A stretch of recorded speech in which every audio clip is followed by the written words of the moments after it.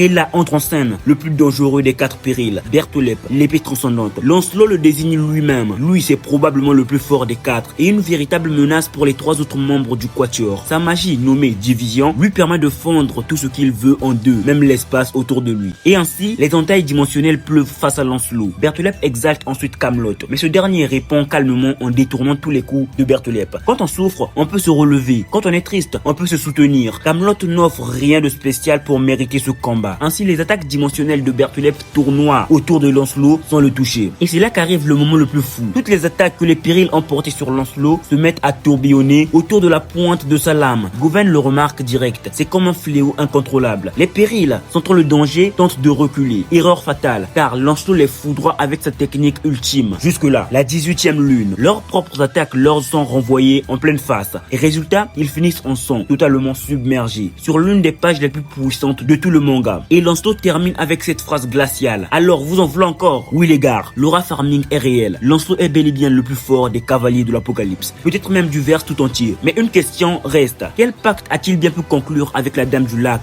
dans cette dimension inconnue pour obtenir cette puissance? Et surtout, Arthur peut-il vraiment espérer le vaincre, lui, l'homme le plus fort du monde? Tout reste à voir. Le prochain chapitre s'intitule Jubilation ou Exaltation. Donc attendez-vous à un pic encore plus haut ou même à un retrait des périls. Et pour la revue complète de ce chapitre, ça arrivera probablement ce vendredi sur YouTube. Venez donner de la force, vos avis et vos théories, je compte sur vous. Mais bon, sur ce,